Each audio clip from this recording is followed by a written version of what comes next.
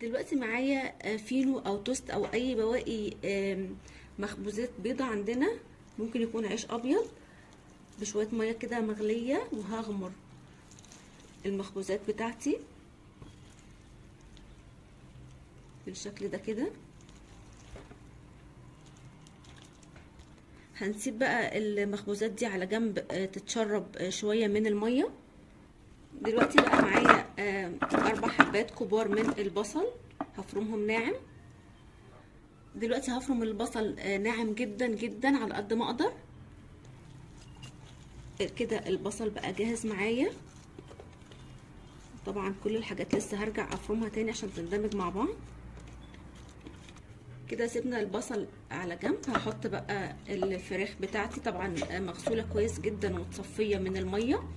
ممكن تبقى صدور، ممكن تبقى وراك، ممكن تبقى خليط بين الاتنين. انا للاسف ما كانش عندي وراك. انا بحب جدا الوراك عشان بتدي طراوه للوصفات بتاعتي. فدلوقتي هعمل ايه؟ معايا شويه كده من الدهون البقري، هحطهم تعويضا عن الدهون بتاعه الفراخ، عشان طبعا احنا كلنا عارفين ان الصدور ما فيهاش دهون.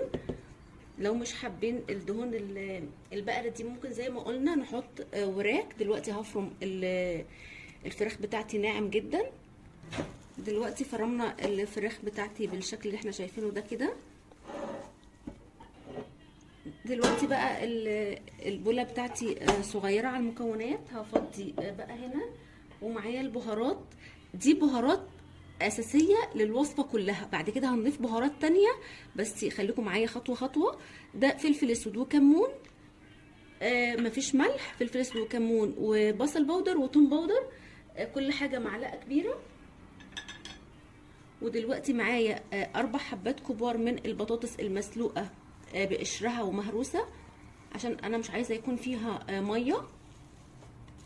ودلوقتي بقى التوست اللي احنا خمرناه بالميه في اول الوصفه، كل المكونات كده على بعضها.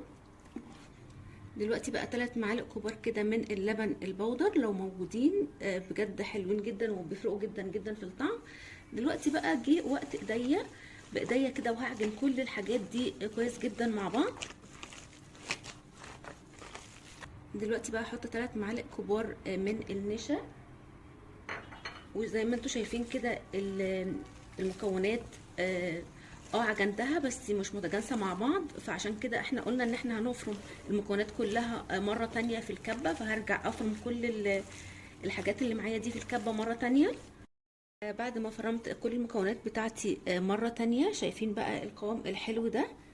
هقسمها زي ما انا عايزه، على بوله، على 2، على 3، على 4، حسب الاطعم اللي انتوا حابينها. زي ما انا قلت لكم هو ده الاساس بتاع الوصفه. ودلوقتي بقى هنشوف هنعمل ايه.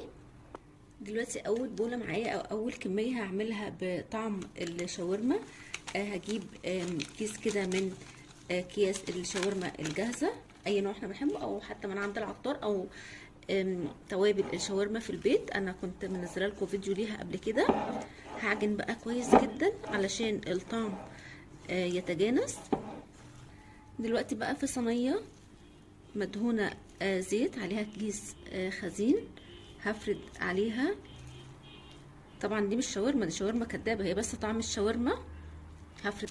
ودلوقتي بقى هنفرد كويس. حطيت كيسه تانية، وبايديا كده بكل سهوله هفردها في الصينيه كلها كده. فردت الشاورما بتاعتي في الفريزر زي ما هي بالصينيه دي كده. هحطها في الفريزر تتجمد كده. اول طعم بقى جاهز معانا اللي هو الشاورما. تاني طعم اللي هو خلطة الشيش طاووق. هنجيب الكيس الجاهز زي ما قلنا، يا اما البهارات اللي عندنا اللي احنا حابين نعمله هنعمله. وهنعجن بقى كويس جدا. وبما ان واحنا بنشوي الشيش طاووق في العادي بنحط فلفل الوان، فانا عشان اميزه كمان بين الخلطه دي والخلطه التانية حطيت شويه كده من الفلفل او الالوان، ما كترتش.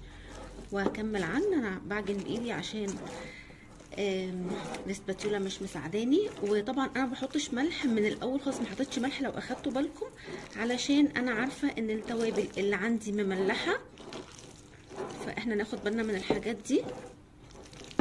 وبنفس الطريقة الاولانية ونفس الكيس ونفس الزيت ونفس الصينية، وبنفس الطريقة هنفرد العجينة بتاعتي في الصينية بالشكل ده كده كده. وبنفس طريقة الوصفة الأولانية فردت العجينة اللي معايا وهحطها هي كمان في الفريزر لحد ما تتجمد، ونشوف الوصفة اللي بعد كده. وآخر وصفة معايا هي خلطة البرجر. طبعا كل الولاد بيحبوا البرجر، فهخلط بقى شوية بس من البقسماط المتبل، معلقتين كده، على التوابل اللي انا حطيتها اللي هي الجاهزه. وطبعا كل الحاجات دي متملحه. هعجن بقى كويس جدا. دلوقتي بعد ما خلطت المكونات كويس جدا مع بعض، شويه محترمه بقى كده، كميه محترمه من الخليط بتاعي على قد واحده برجريه كده برضو محترمه. هظبط بس الكيس. دي اكياس تلاجة انا مقطعاها، هحط 2 على بعض. الاول هفرد بايدي وبعد كده هكبس بكل سهوله. شايفين بقى طلعت تحفه جدا، شايفين؟ وكمان سمكها مظبوط جدا جدا. نعمل كمان واحده. حطيت كيس الخزين في فورمه البرجر. لو مش عندنا الفورمه دي، هي طبعا موجوده في كل الاماكن بتاعت الادوات المنزليه، ولكن لو مش موجوده باي غطا علبه او اي غطا علبه جبنه، اي حاجه موجوده عندنا، او حتى بايدينا وهنشكل ونعمل بحرف السكينه كده، فهتدينا نفس شكل البرجر بالظبط كده. شايفين بقى؟ تحفه جدا، كل حاجه موفره، كميه قليله جدا من البانيه او الفراخ. عموما عملت لي وجبات كتير هنشوفها مع بعض دلوقتي. هنكمل بقى باقي البرجر. بعد ما خلصت تشكيل البرجر اللي معايا، شايفين طلع كميه حلوه قد ايه؟ بجد حلو جدا، وشايفين متماسك وطعمه كمان حلو قوي. انا جربت واحده فبجد كل الكميه الجميله اللي معايا دي من كيلو وربع بس من البانيه او الفراخ يعني المفرومه. والصينيه دي انا جمدتها وهحطها في الفرن لما اجي اسويها. طبعا مش هسويها دلوقتي، هشيل بس مجرد ان انا هشيل الكياس اللي من فوق ومن تحت، وهسيبها في نص الصينيه اللي هي فيها دي، واحطها في الفرن تحت الشوايه، وادهن وشها دهنه من الزبده او الزيت المتوفر عندنا. ونفس الكلام في نفس الصينيه. وطبعا لو الكميات دي كبيره عليكم هتقسموا كل حاجه على مرتين او على 4 حسب افراد الاسره. فكده الكميه الكبيره قوي اللي معايا دي من اقل كميه من الفراخ، اللي طبعا اللي حابب يوفر، واللي حابب يعمل الصينيه دي او دي صوابع او مكعبات او مربعات او اي شكل من الاشكال ويحمرها في الزيت، طبعا ما فيش مشكله. بس انا ما بحبش حاجات الزيت قوي، ف نخلي الزيت لحاجه تانية، لفراخ مقرمشه او اي حاجه تانية. فيا رب وصفات النهارده تكون فعلا موفره بالنسبه لكم، ويا رب تكون عجبتكم وتوفر عليكم الزيت كمان.